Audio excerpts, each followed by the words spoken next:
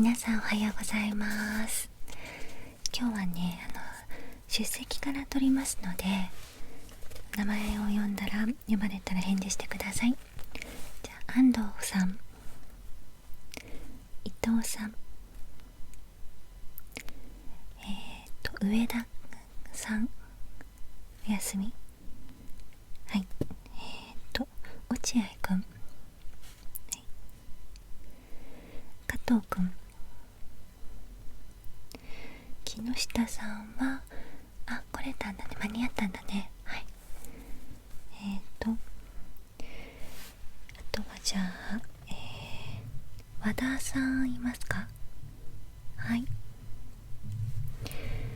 OK です。みんな体調は大丈夫ですか？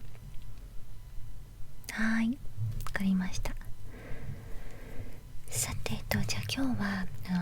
世界史の授業をしたいと思うんですけど、みんな教科書持ってきました？このね、世界史諸説の世界史研究ってやつ忘れた？もう忘れる人多いんだよな。ちょっと重たいしね、持ってくるのも大変かと思うけど、じゃあ忘れた人はちょっと隣の人に見せてもらって、それもちょっとできないっていうことであれば、よーく聞き耳を立てて先生が読む内容を一語一句逃さないように聞いてください。はい、じゃあちょっとやっていきますね。今日やるのは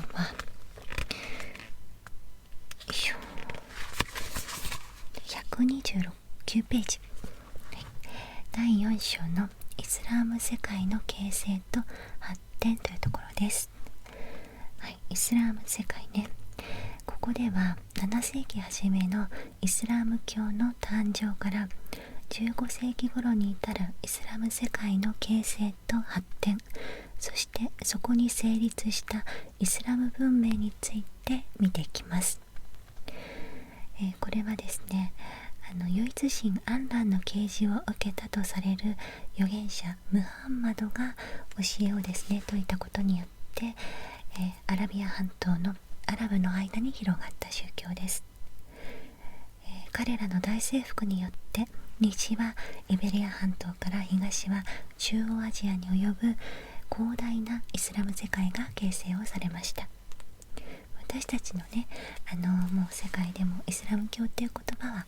聞いたことがある方もほとんどだと思いますけど、もともとどういうきっかけで広がっていってどんな宗教なのかっていうのをちょっと見ていきたいなと思います。ここはすごく重要なページになってくるので、ちょっと眠くなるかもしれないんですけど、絶対に寝ないように、もう一度言います。絶対に寝ないでください。教科書を読むだけじゃなくて、先生がところどころ大切なところをね、言っていくので、そう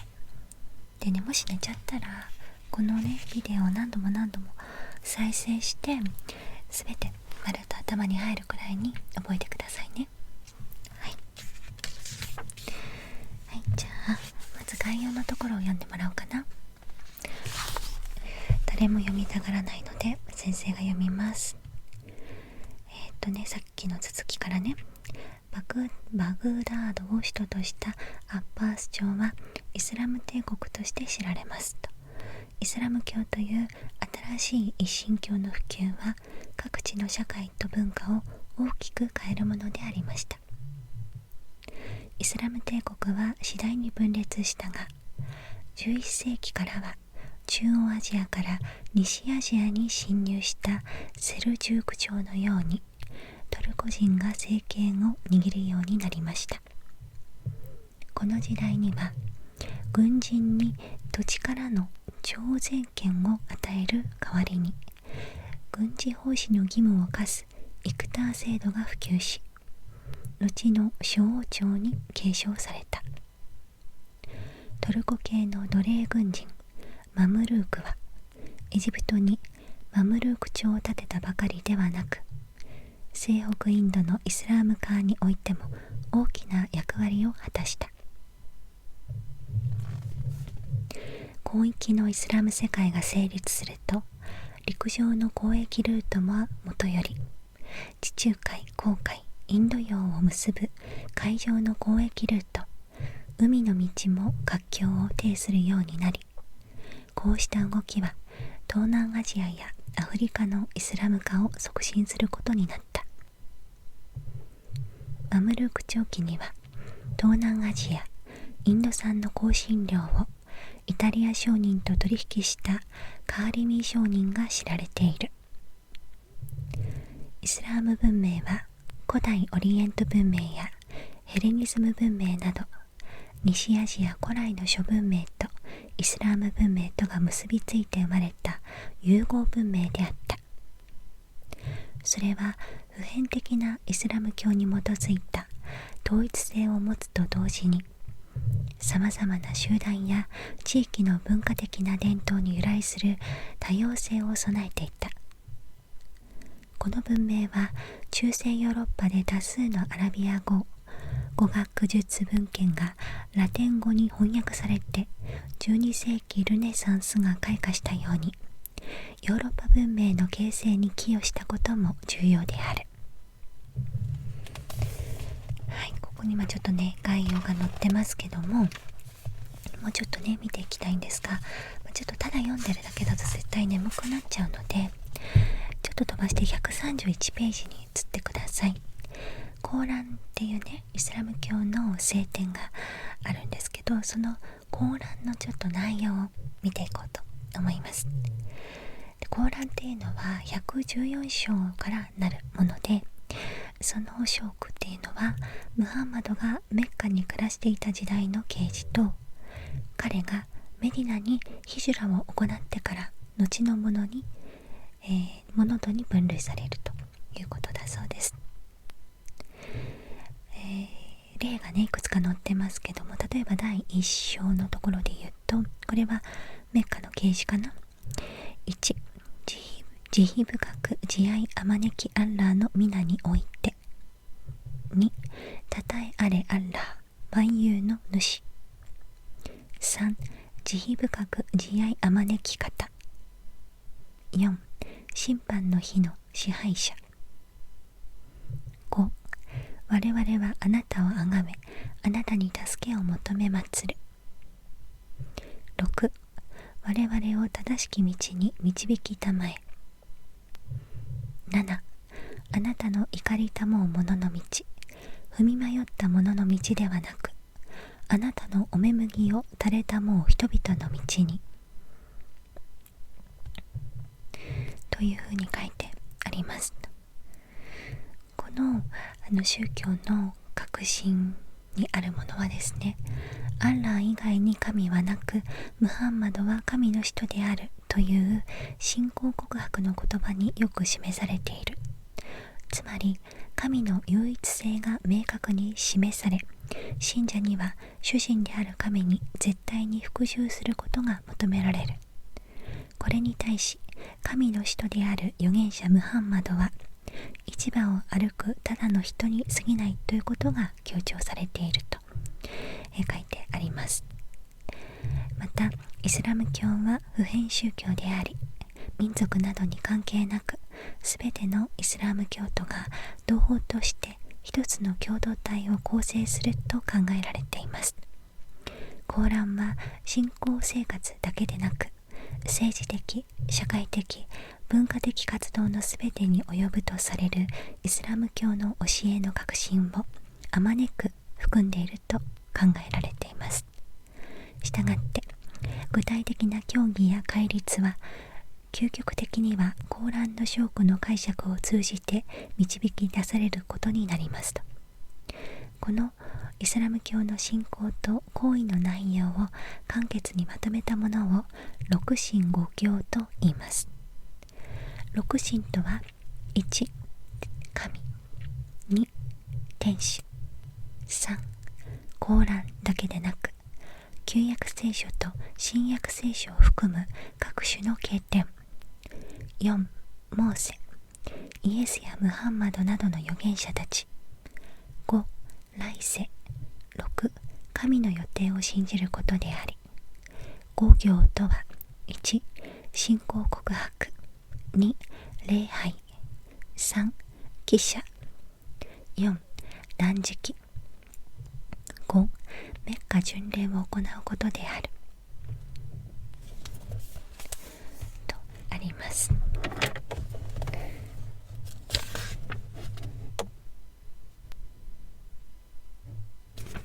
い、ではですね、預言者と言われていたムハンマドが亡くなった後、一体メディナのイスラム教徒はどんな風になっていったのかということを見ていきたいと思います。ムハンマドの死後、メディナのイスラム教徒は共同体の指導者としてクライ種族出身のアブーバクルをカリフ、これは後継者という意味ですね、に選出をしました。アブーは信仰のための戦いであるジハードを通じてムハンマドの死をきっかけに離反した多くのアラブ諸部族を平定し、再び従えるとともにシリアやイラク、イランに向けて大規模な征服活動を開始した。こうしてアラブ人イスラム教徒はカーリシヤの、戦いやニハーバンドの戦いでササーン朝を破り、シリア方面でもヤルムークの戦いでビザンツ軍を撃破した。その結果、651年にはサザン朝が滅亡した。こうして東方ではサザン朝の医療であるイラクとイランが、西方ではビザンツ帝国から奪ったシリアとエジプトが共にメディナのカリフ政権の支配に服するようになった。これらの征服地には軍営都市が建設され、多くのアラブ人が家族を伴って移住したということです。はい、じゃあちょっと長くなったので、ここで一旦休憩を取りたいと思います。で、昨日のね、宿題というか課題を提出してほしいんですけども、昨日の課題が出せるという方はここに持ってきてください。はい、じゃあ授業に戻りますね。ちょっと今のね、休憩時間で面白い質問があったので、その話をしようと思います。なんでね、私たちは世界史を学ばなきゃいけないんですか、覚えることばっかりじゃないですか、大変ですみたいな、そんな意見がありました。確かにね、さっき先生も使えちゃったみたいに、難しい、単語とか、単語っていうか名前かな、人の名前だったり地名だったり、テストで空欄になりそうな横文字とかたくさん出てきますけど、そこはね、正直私自身はそんなに重要じゃないと思っています。じゃあ何のために覚えるのかって言ったら、それはちょっとテストを作った人に聞いてほしいなって思うんですけど、暗記をして空欄を埋めることがいいことだとは私は思っていないんですね。で、再三言ってるように、なんでじゃあ勉強するのか、なんで世界史なんて勉強するのかっていうことなんですけども、いいね、回答というかメッセージがこの教科書の最初の方に書いてあったので、ちょっとそこをね、読んでいこうかなと思います。まず前書きの1ページを見てください。今を生きる私たちはどこにいるのだろうか。時間軸で言えば長きにわたる人類の歴史の最先端にいる。言い換えれば、私たちは時の流れが歴史に変わる瞬間を生きているのである。私たちは皆歴史とつながっている。これは当たり前のことだが、日々の生活の中ではともすれば忘れがちになることである。空間的には多くの場合、日本のどこかにいるということになるだろう。しかし、そのどこかにしても、そこだけで完結する限られた空間ではない。例えば、インターネットを見ればわかるように、意識しているかどうかは別として、私たちはもはや世界大の空間と結びついている。現代世界に生起しているさまざまなことが直接あるいは間接的に私たちの生活に影響を与えていると言ってよいだろう。私たちは同じ世界の空気を吸って今生きているわけです。それでは現代の世界とはどのような世界なのだろうか。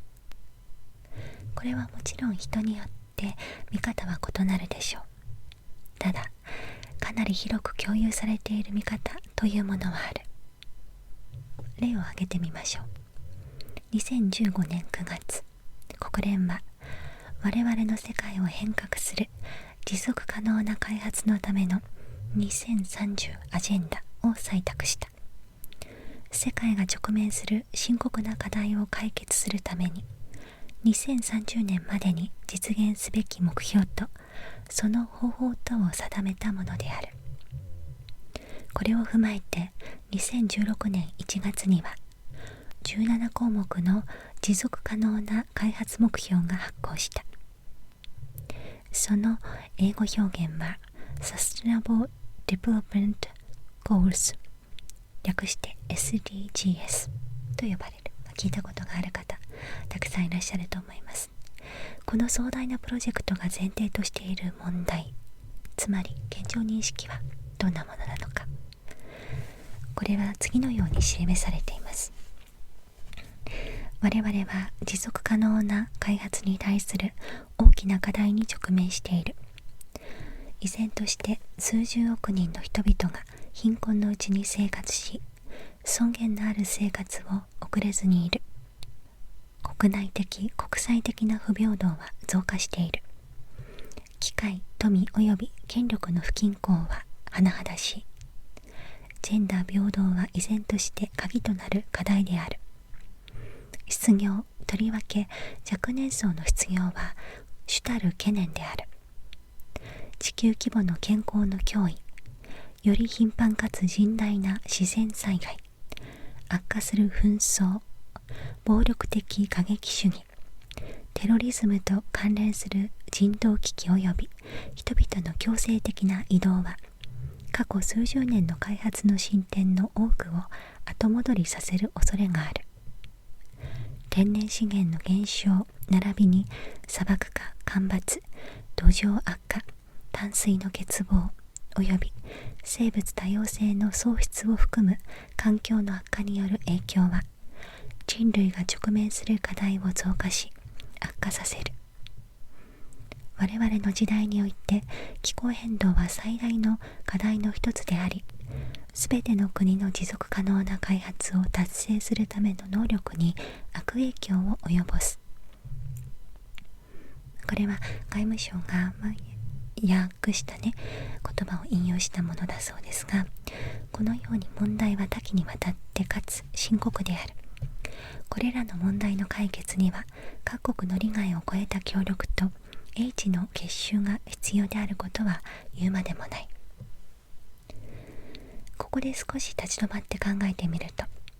これらの問題の要因や塩源、あるいはその規模やことの成否は別として、同じような問題に直面した社会の経験、そして経験値はこれまでの世界史の中に求められることがわかる。このことの意味は大きい。現代社会の、あるいは現代世界の課題を解決するにあたって世界史は十分な参照に値するからである。いくつかの例を見てみよう。貧困と不平等は人類史を貫くテーマであると言ってよい。それは古来の思想家が論じたテーマであり、また多くの歴史家が取り組んできたテーマでもある。その知見は現代を考える上でも欠かすことはできない。ジェンダー平等は歴史学でもこれまで実現されることがなく、そこに空白があったことは明らかである。近年ようやく歴史の全体像を描くにはジェンダー視点が欠かせないことが主張されるようになった。ここは今後に期待するところが大きい。現代の紛争や集団的な暴力は資源や権力をめぐる闘争や大国の策動だけで説明することはできない。その背景には多くの場合、アジア・アフリカ地域におけるかつての植民地支配のような歴史的な構造が存在している。それを理解しなければ解決に至ることは難しい。地球規模の健康の脅威といえば、14世紀に入ってユーラシア大陸の東西に蔓延したペストが、これ黒死病と言われるやつですね。各地の国家や社会に大きな打撃を与えた。気候変動はそれと知っていたかどうかは別として、人類が絶えず対応を迫られてきた課題に他ならない。それはある地域に社会・経済的な停滞をもたらすこともあれば、集団の移動を促すことによってそれ自体が歴史的な事象の要因になることもあった。ただし現代の気候変動は近代以降の大規模な工業化という人為的な要因が大きく関わっているところに特徴がある。自然災害もまた人々が絶え間なく各地で経験してきたものであり、必ずしも自然に起こったわけではなく、しばしば人為的な要因が絡んできたことが分かっている。そして人々はそこからどのように立ち直り、あるいは復興できなかったのか、それも重要な知見である。 3.11 以後、歴史研究者の目がそれまであまり顧みることのなかった災害史に向けられるようになったのは心強いことである。環境の悪化について言えば、私たちは現に世界第4位の内陸国であったアラル海の見る影もない縮小とその一帯の乾燥化をこの目で見ている。それはソ連時代の度を越した開発、とりわけ綿花栽培の拡大がパミール鉱山地帯の雪解け水を源とする2つの河川の水量を奪い、アラル海に注ぐ水が枯渇したところに原因があった。ソ連は2017年でちょうど100周年を迎えるロシア革命で成立した国家であり、当初はまさに世界を変革することを意図としていたが、このユートピア的な構想は結果として史上最大ともいえる環境破壊を招いてしまったのである。このように私たちは歴史から多くのことを学ぶことができる。SDGs のもう一つの特徴は、地球規模の問題を共に考え行動することを呼びかけた点である。その前提となるのは世界の一体化、グローバル化という認識である。それではこの世界の一体化とはどのようにして起こったのであろうか。これも世界史の問題である。一般に世界の一体化はユーラシア大陸とアメリカ大陸との間の交流が始まった16世紀を起点に考えられているが、最近はそれに先立つ時代における動きにも関心が払われるようになっています。例えば13世紀から14世紀にアフリカを含むアフロユーラシア規模での政治、経済、文化にわたる交流をもたらしたモンゴル帝国の時代である。例えばアデン港を拠点に多角的な交易を行っていったイエメンでは、トルコ系の起源を持つ一地方王朝の君主が14世紀後半にアラビア語、ペルシャ語、トルコ語、ギリシャ語、アルメニア語、モンゴル語からなる多言語辞書を作らせていた。その必要があったのだろう。またこの時代に集積された地理情報はアフリカ大陸の存在も認識していたことが分かっている。世界の一体化はこのような過程を経て次第に進展した。もっぱらヨーロッパのヘゲモニー、主導権によって進んだわけではない。そして世界の一体化とは暴力や強制、矛盾や対立を伴いながら進行したことも事実である。それはグローバル化した現代においても変わることはない。長い歴史を通して世界の一体化が進行したとすれば、そこには当然のことながら日本も含まれているはずである。日本は世界史の流れの中でどのような位置にあり、世界のどのような関係を結び、そしてどのような役割を果たしてきたのだろうか。少しでも考えてみると疑問は尽きることがない。日本では長く世界史と日本史とを別の科目として教え、また学んできました。大陸とは離れ、海に囲まれた日本列島という地理的な条件もあって、世界史と日本史という二分法を自然に受け入れてきたのかもしれません。しかし、日本列島の人々もやはり世界の同じ時代の空気を同じように吸って生きてきたのであります。世界史と日本史とを分けて考えることはできません。日本史を世界史の流れの中に置いてみれば、これまで見えなかったことが見えてくるに違いない。これはともすれば自己完結しているかに見える日本史をより客観的に考える上でも有効だろう。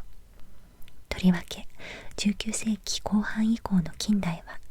これまでの日本史と世界史の枠を超えて考えることが大切である。これは現代の日本がどのようにしてできたのかを考える上で欠かすことのできない姿勢だからである。このように世界史の理解は日本を含めた現代世界の直面する課題を考える上で有効である。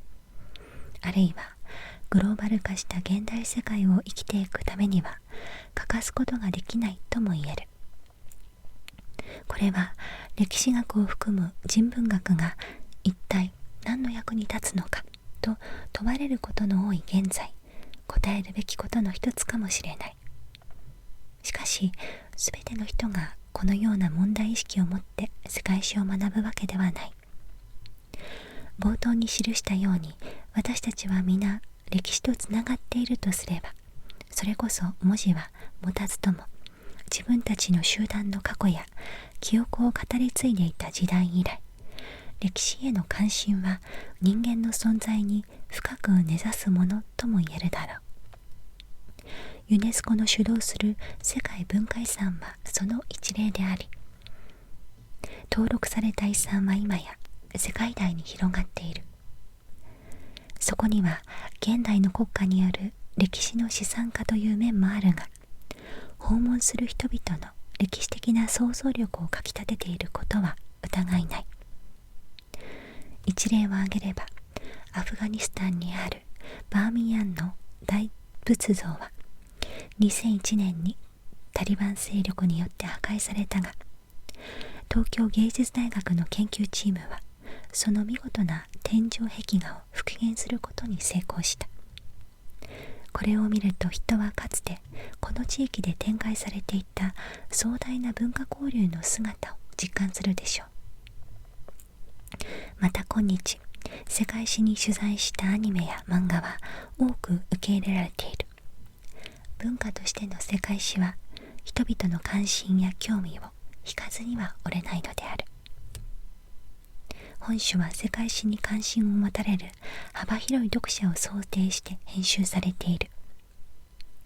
構成は基本的に現行の高等学校教科書、諸説世界史に準拠しており、最新の研究成果を取り入れながら教科書の内容を深掘りする形で書かれている。対象が膨大である世界史の叙述はもとより多様であるはずであり、本書はその一例に過ぎない。また、読者にはどこからでも関心を持たれるところから読んでいただきたい。本書が世界史理解の一助となれば幸いである。はい、このように、冒頭にね、書いてある前書き、どうして世界史を学ぶのかっていうことについてのこちらの編集者の方の思いというところを読んでみました。皆さんはどんな風に感じましたか？先に言ったようにですね、空欄を丸暗記をして空欄を埋めなさいというテストは先生は作りません。代わりに、なんで世界史をあなたは学ぶのかっていうことを自由に書いてほしいなと思います。どんな理由でもいいと思います。正解は全くないから、ただただ例えばイスラム文化が好きだから勉強したいでもいいと思うし、持続可能なね地球に世界にするために歴史からヒントを得たいとか、じゃあそのヒントは具体的にどんなものがあったのかとか、何が活かせるのかとか、そういう観点でもいいと思うし、学ぶ理由って何でもいいと思うんだけど、必ず楽しいって思えるポイントがどこかにあると思っています。なので世界史だけじゃなくて、いろんな授業、苦手な分野ももちろんあると思うんだけど、でも何で学ぶのかなって思った時に、例えばね、その目標にしてる大学があって、大学の受験必須項目だったから最低でも8割取らなきゃいけないだったら、それを目標にしてもいいと思う。でもその先に、じゃあ大学で何を学んだらいいのか、何を学びたいのか、あるいは大学に行ったら何をしたいのか、あるいは大学に行かずとも何をしたいのかっていうことをちょっとだけ考えてみるのは、今の勉強の一つの指針に、なってくれるのかななんていうふうには思います。先生は高校の時正直あんまり先のこと考えなくて、本当に単純に東京に出たいから東京の国立大学を受けようっていう、そんな理由だけで受験をしました。だから、そのことは達成はできたんだけど、その先にねやってみたいことっていうのはやんわりはしてました。ただモチベーションにはなったかなって思うんだけど、大人になって、そうですね、ピロミボイスチャンネルでもあるような源氏物語とか枕草子とかいろんなものを読んでると、趣味の一つとしてね読むのは多分面白かったんじゃないかなって思ったりするんですよ。古文漢文の読解も、私は漢文は結構好きだったので、機械的にね、読み下し文とかって、レ点とかあったけど、あれすごい楽しくって、あれもあれで好きだったんですけど、いろんなね人生が人それぞれあるから、生き方があるから、いろんな観点からこの世界史研究さんが言ってるみたいに、どのページからでもどんな風に読んでも構わないっていうスタンスはすごくいいなって思いましたね。そう、先生はこの教科書が好きな理由はそこなんです。注文ってちゃんと覚えて勉強しなさいじゃなくて、私たちは世界とつながっていて、なんなら私たちは過去ともつながっていて、つながってない人なんて一人もいないですよね。同じ空気を吸って今この瞬間、歴史になる瞬間も生きている。みんなつながってるんだって、その前提のもとで、でもあなたは好きなところから読んでください。そういうスタンスはね、勉強だけじゃなくていろんな面で必要な姿勢なんじゃないかなと思いました。はい、ちょっと今日は授業としてはちょっとしかねやらなかったんですが、すごく面白いページのところを読めたんじゃないかなって思うので、皆さんにはぜひ自分が世界史を勉強する理由っていう観点でテストの答案用紙を埋めてほしいなと思います。はい、それでは起立、気をつけ、また次回の授業でお会いしましょう。おやすみなさい。